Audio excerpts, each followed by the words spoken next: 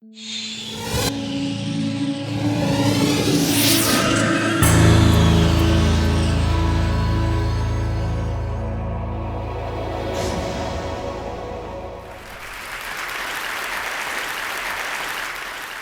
have been teaching for a long time, and in doing so have acquired a body of knowledge about kids and learning that I really wish more people would understand about the potential of students. In 1931, my grandmother, bottom left for you guys over here, graduated from the 8th grade. She went to school to get the information because that's where the information lived. It was in the books, it was inside the teacher's head, and she needed to go there to get the information because that's how you learned. Fast forward a generation, this is the one-room schoolhouse, Oak Grove, where my father went to a one-room schoolhouse, and he again had to travel to the school to get the information from the teacher, store it in the only portable memory he has, which is inside his own head, and take it with him, because that is how information was being transported from teacher to student and then used in the world. When I was a kid, we had a set of encyclopedias at my house. It was purchased the year I was born, and it was extraordinary because I did not have to wait to go to the library to get to the information. The information was inside my house, and it was awesome. This was different than either generation had experienced before, and it changed the way I interacted with information, even at just a small level, but the information was closer to me. I could get access to it. In the time that passes between when I was a kid in high school and when I started teaching, we really see the advent of the internet. Right about the time that the internet gets going as an educational tool, I take off from Wisconsin and move to Kansas, small town Kansas, where I had an opportunity to teach in a lovely small town, rural Kansas school district, where I was teaching my favorite subject, American government. My first year, super gung-ho, going to teach American government, love the political system. Kids in the 12th grade, not exactly all that enthusiastic about the American government system.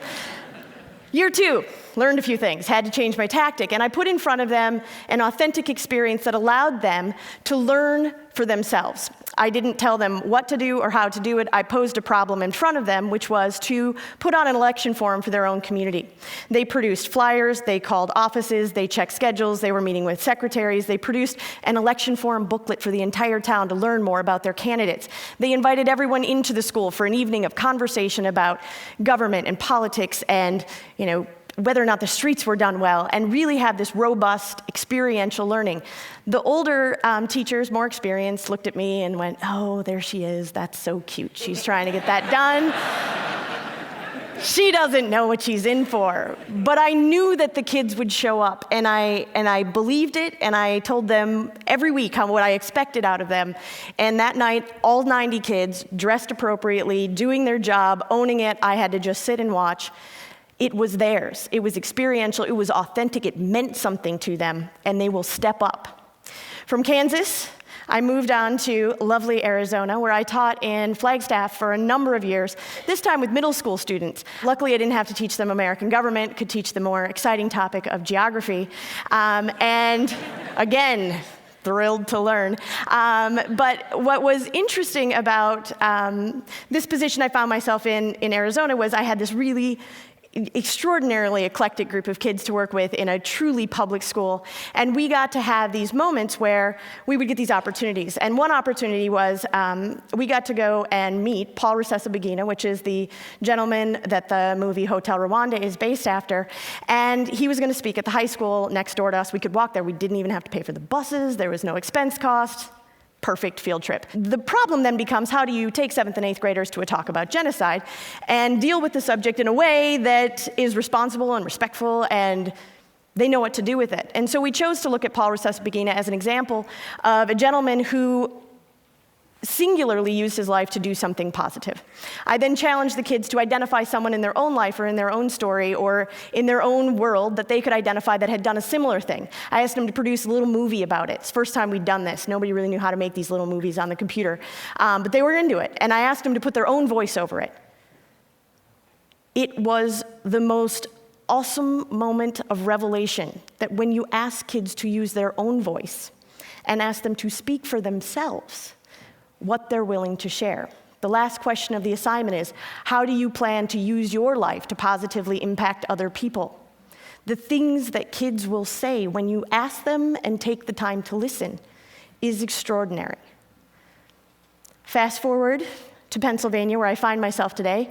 I teach at the Science Leadership Academy, which is a partnership school between the Franklin Institute and the School District of Philadelphia. We are a 9 through 12 public school, but we do school quite differently. I moved there primarily to be part of a learning environment that validated the way that I knew that kids learned, and that really wanted to investigate what was possible when you were willing to kind of let go of some of the paradigms of the past, of information scarcity when my grandmother was in school and when my father was in school, and even when I was in school, into a moment where we have information surplus. And so what do you do when the information is all around you? Why do you have kids come to school if they no longer have to come there to get the information? In Pennsylvania, we have, in Philadelphia, we have a one-to-one laptop program, so the kids are bringing in laptops with them every day, taking them home, getting access to information.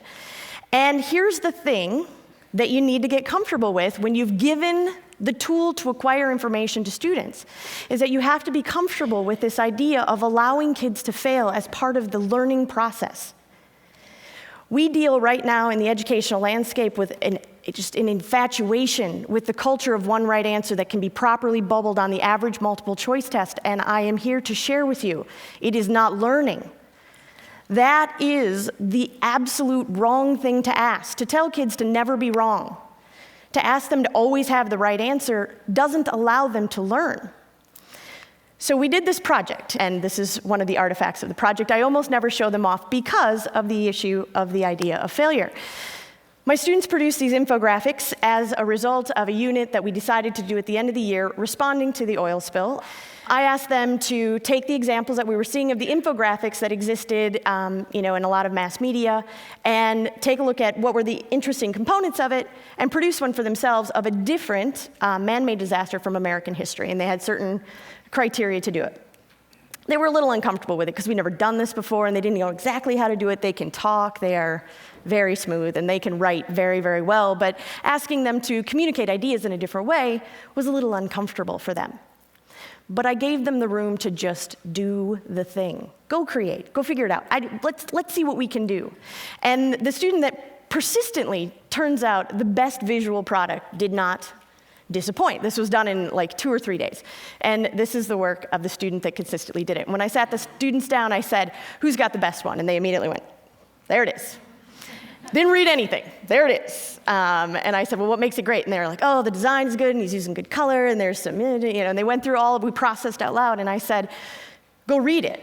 And they're like, oh, that one wasn't so awesome. And then we went to another one. He didn't have good visuals, but had great information, and spent an hour talking about the learning process, because it wasn't about whether or not it was perfect or whether or not it was what I could create. It asked them to create for themselves. And it allowed them to fail, process, learn from, and when we do another round of this in my class this year, they will do better this time. Because learning has to include an amount of failure, because failure is instructional in the process. There are a million pictures that I could click through here and had to choose carefully, this is one of my favorites, of students learning, of what learning can look like in a landscape where we let go of the idea that kids have to come to school to get the information, but instead ask them what they can do with it. Ask them really interesting questions. They will not disappoint.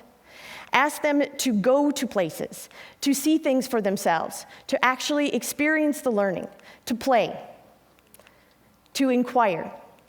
This is one of my favorite photos because this was taken on Tuesday when I asked the students to go to the polls.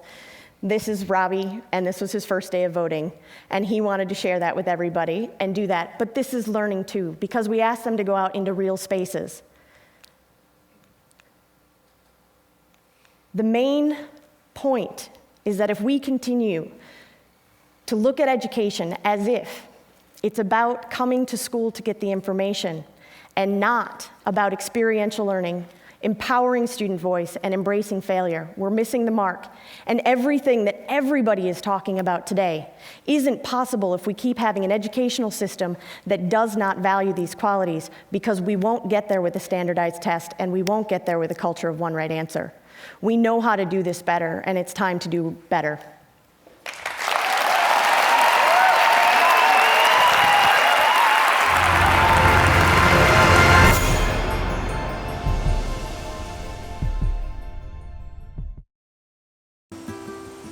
25% of the world's food supply is lost to spoilage. That's $458 billion worth every year.